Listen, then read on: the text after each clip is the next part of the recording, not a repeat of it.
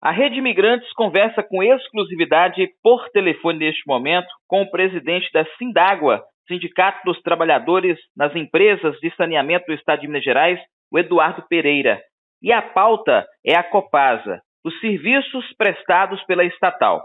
Ao longo dos últimos tempos, principalmente aqui na Rádio TV Imigrantes, a gente tem recebido várias demandas por parte da comunidade sobre a prestação de serviço da Copasa, algumas informações pertinentes também a demissões de funcionários dessa estatal, mas a gente precisa entender o contexto como um todo, como estão também ali os funcionários, como é que está a condição de trabalho, como é que está a estruturação da empresa que presta serviço de saneamento aqui na cidade de Teoflotone e muitas outras cidades no estado de Minas Gerais. Eduardo, primeiramente, bom dia, muito obrigado por atender a nossa solicitação. Bom dia, Elvis. Eu que agradeço pelo convite. Eu acho que esse bate-papo vai ser muito importante, porque o que acontece em Teoflotone também pode estar acontecendo em diversos outros municípios aqui de Minas Gerais. Eu queria começar, Eduardo, trazendo uma pergunta para você, que nós recebemos informações há pouco tempo, que estão ocorrendo demissões no quadro de funcionários da Copasa. E aí até questionamentos são levantados, porque muitas pessoas perguntam, mas esse pessoal fez concurso para entrar na Copasa, eles fizeram uma prova, podem ser demitidos? Por que estão sendo demitidos? Então, essas demissões, verdadeiramente, elas estão ocorrendo e o porquê? Vamos lá. Para entrar na Copasa, necessariamente tem que ter um concurso público, sim. Só que aí veio a gestão do governo Zema, e que ele não mentiu para ninguém, né? Ele falou que queria vender a Copasa e a CEMIG com o argumento de que são empresas ineficientes. Mas a gente pode tratar essa questão de ineficiência mais para frente. E para privatizar a Copasa, ele precisa demitir trabalhadores, ou seja, enxugar o quadro, sucatear a empresa e valorizar mais os acionistas da empresa. Existe uma discussão no STF onde que eles falam que as empresas públicas e de economia mista, como é o caso da Copasa, eles não podem demitir de forma imotivada. E aí, o que eles pensam? Se eu não posso demitir de forma imotivada, então de forma motivada eu posso. E eles estão criando pequenas motivações para demitir trabalhadores. No caso da Copasa, eles estão usando as avaliações, avaliação de desempenho, que é feita totalmente de forma subjetiva, ou seja, o avaliador avalia o empregado ali da ponta, porque ele não gosta dele, ou porque ele faltou 10 minutinhos, ou porque qualquer motivo, porque torce para o time do Galo do Cruzeiro, demitiu até agora, neste mês, uns 23 trabalhadores de qualquer função, ou seja, servente, oficial, leiturista, atendente, por essas avaliações. Então isso preocupa muito a gente, porque assim, a gente sempre soube que a gente não tinha aquela estabilidade absoluta. Porque quem tem estabilidade é regime estatutário, nós somos regime seletista. Nesse caso, então, com essas demissões que o senhor confirma que ocorreram, nós tivemos pessoas demitidas aqui na sede de Teoflotone. Temos sim conhecimento com relação a essas demissões, e não aconteceu somente em Teoflotone, mas em outros municípios também, preocupa muito a gente, sabe? Esse pessoal já está procurando o sindicato, claro, né, vai dar o suporte para esses trabalhadores, e vamos tentar voltar esses trabalhadores para a empresa. Essa terceirização está cada vez mais presente, é cada vez mais real aqui na Copasa, na nossa região, não só na nossa região, mas em todo o estado de Minas Gerais, e de que forma que isso pode beneficiar ou prejudicar o trabalho como um todo prestado à nossa população? E o que o governo Zema fez? Ele intensificou as terceirizações dos serviços. Hoje, a leitura da Copasa, ainda não toda, né, mas quase toda, já está terceirizada.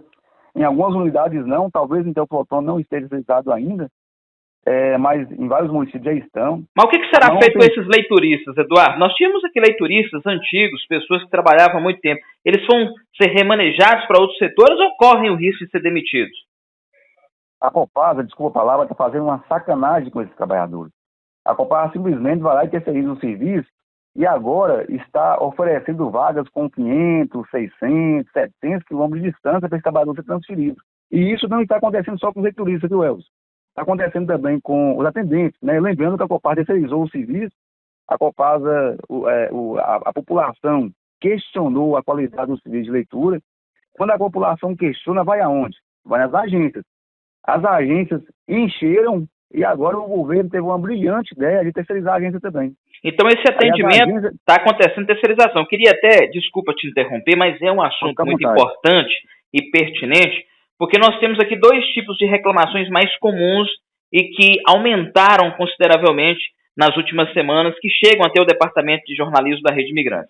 Primeiro, o atendimento na agência da Copasa, é aquele que a pessoa vai pegar a senha para fazer alguma solicitação, alguma reclamação. Todos os dias, dezenas de pessoas têm reclamado da demora, da qualidade no atendimento. Esse é um ponto, Eduardo. E o outro ponto é justamente no serviço prestado, cano que está sempre quebrando, a demora no atendimento para ir lá fazer aquele reparo, ou muitas vezes vão lá, fazem o reparo e acabam deixando um buraco para trás, muitas vezes 2, 3, 4, 5, 6 meses, e a empresa que é responsável não vem para tapar esse buraco. Na sua opinião, por que está acontecendo isso tudo? Olha, vamos lá. Quando, assim, acaba que a gente tem que falar do governo, e não é meu objetivo aqui, mas tudo muda com o governo. Quando o governo Zema entrou na Copasa, a Copasa tinha 12 mil trabalhadores.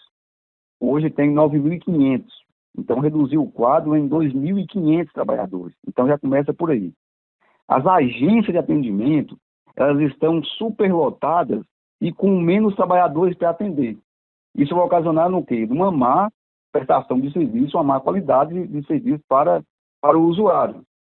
Se a população pesquisar, e eu sei que essa rádio é muito, tem uma audiência muito boa, pode pesquisar como que eram as reclamações antes do governo Zema. Era muito menores. É claro que toda empresa tem suas dificuldades, tem problemas também, ninguém é perfeito. As reclamações aumentaram muito nos últimos 5 anos por causa da diminuição do quadro de trabalhadores e por causa das terceirizações. Mas, por outro lado, se você olhar os números da Copasa, né, se para o cliente está ruim, para o acionista está muito bom. Porque nos últimos 5 anos, a Copasa nunca distribuiu tanto dividendo para acionistas igual distribuiu nos últimos 5 anos. Somente nesse ano de 2023, a Copasa distribuiu mais de 1,1 bilhão de reais para acionistas. Bilhão ou milhão? 1,1 bilhão. Bilhão. Olha só, meu Deus do céu. Essa informação é muito importante. Eu queria, inclusive, entrar nesse assunto, te perguntar o seguinte, Eduardo. As pessoas reclamam da precariedade, né, dos mecanismos usados para resolver problemas, de desabastecimento, principalmente. Aqui em Teoflotone nós temos muitas comunidades que sofrem com a falta d'água, com o investimento que foi feito aqui com a criação da barragem, né, com todos os mecanismos disponíveis, mas ainda tem muita gente que sofre com o desabastecimento.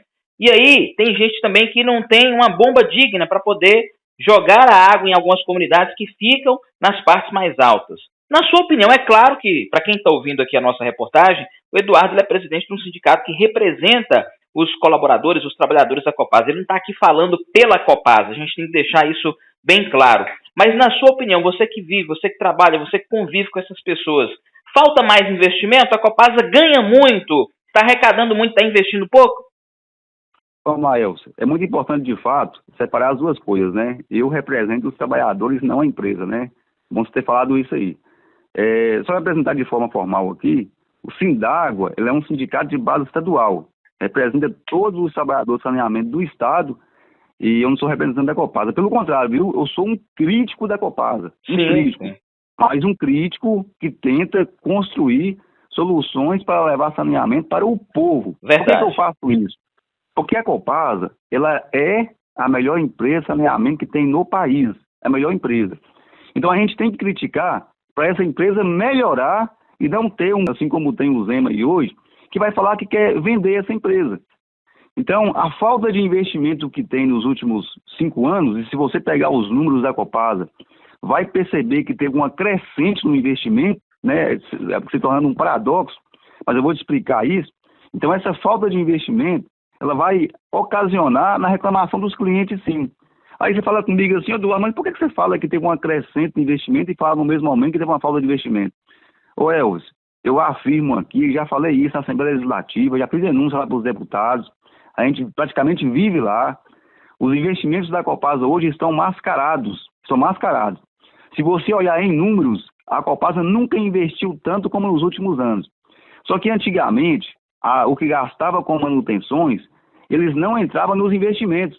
Aí hoje a Copasa coloca tudo em investimento, trocou um cano, é investimento, fez a manutenção, é investimento. E aí acaba que esses números ficam mascarados. Então não é um investimento real. Acaba que muitos vão cair aí no conto do vigário e vai falar bem assim, vamos tirar a Copasa do município e vamos trocar a Copasa.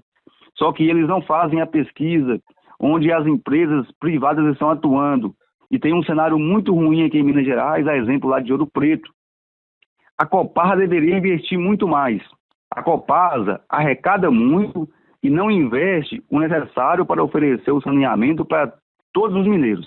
Eduardo, só para a gente fechar aqui, caso haja essa privatização, até para que as pessoas entendam, como que fica a situação dos funcionários da Copasa? Você disse que hoje tem em torno de 9 mil colaboradores, como é que fica a situação? E hoje também, dentro desse contexto, como é que está a situação do trabalhador da Copasa? Como é que estão as condições de trabalho, a valorização financeira, inclusive, progressão de carreira, se existe essa possibilidade? O trabalho da Copasa está estagnado, está parado. Todo mundo trabalhando com medo de ser demitido, estão com medo das demissões que estão acontecendo no momento. Nós ficamos 3 anos, Elvis, de 2019 até 2022, sem ter um reajuste salário, tivemos que fazer mobilizações, tivemos que fazer greve. Então, assim, é muito preocupante. Progressão de carreira não existe mais na Copasa. Existem promoções, né? Que é quando o trabalhador sai, por exemplo, de um cargo de servente e vai trabalhar de leitura, isso é promoção. Então o pessoal está muito preocupado com relação a isso, porque o que a gente vê na Copasa hoje, de fato, é um sucateamento. E esse trabalhador, ele fica com medo porque eu tenho o quê? O trabalhador tem casa, tem carro na cidade, né? Tem seus afazeres, os meninos estão na escola. E aí, de uma hora para outra, muda a sua vida. Eu queria agradecer a sua participação, nós estamos com um tempo estouradíssimo aqui, a gentileza que você teve enquanto presidente do Sindágua para trazer essas explicações, conforme eu disse, não falando pela Copasa, mas pelos colaboradores da Copasa, trazendo um contexto para que a população saiba e entenda como tudo está acontecendo, os riscos, né, também o reflexo de todos esses problemas que acabam chegando ali no consumidor, chegando no cidadão, na prestação de serviço. Muito obrigado por ter conversado aqui com a equipe da Rede Imigrantes. Eu que agradeço e fico à disposição.